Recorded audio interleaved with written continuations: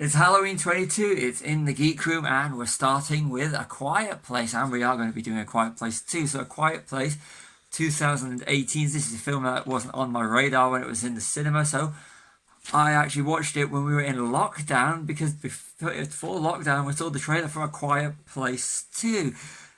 It's a masterpiece in suspense. A Quiet Place is starring and directed by John Krasinski, starring Emily Blunt, and with a standout performance by the young Millicent Simmons. This film is wow. It's the sound design on it is pure perfection. I love the way that it starts in the middle of it's day 89 as the movie starts of the ongoing story of the alien or the invasion of the creatures that go by sound, that hunt by sound. But it's just fantastic. You know, jumps are gonna come, but you still jump anyway, and that's what makes this work. This is just a pure masterpiece, and it lies at the sound design from the score, which is very industrial, to the just it's the sound design sort of it really truly makes the film, and a lot of practical, and the keeping the monster essentially in the dark, which is what makes this fantastic. This for me is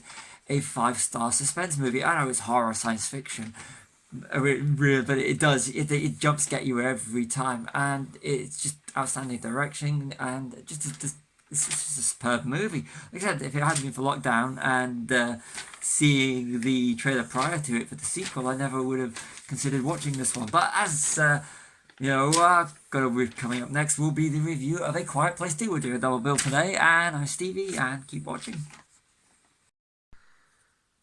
So, A Quiet Place Part 2, released in 2021 with just over 1.5 hours. This was the first film we saw back in the cinema after the last major lockdown due to COVID, and it's a great first film to start it with. A nice horror at just over 1.5 hours.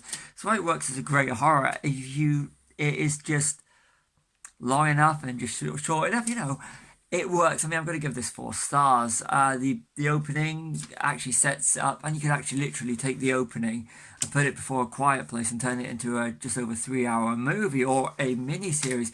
That's where it would work more with the whole sci-fi element. But at the 1 hour 37 minutes, it works purely as a horror. So it is really good. I mean, the jump scares are predictable, but this is the beauty of it, is that I still jumped, and it is still there. The sound design, like in A Quiet Place, is still one of the key elements for the success of this, and a lot of the practical locations. It's perfect. One thing I did notice this time is there's a morality tale of it, or a moral to take out of A Quiet Place 2. It's about overcoming fear. That's like wow. But like I said, I remember watching it the first time, and it does have, and it still does have, watching on the second viewing, a Jaws feel to it, especially with the jumps.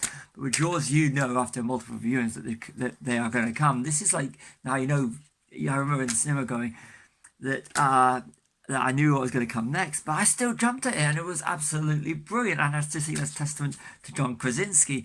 The cast returning and the addition of Djimon Hounsou and Cillian Murphy are perfect additions to the cast, especially Cillian Murphy, because the Djimon Hounsou is pretty much just an extended cameo.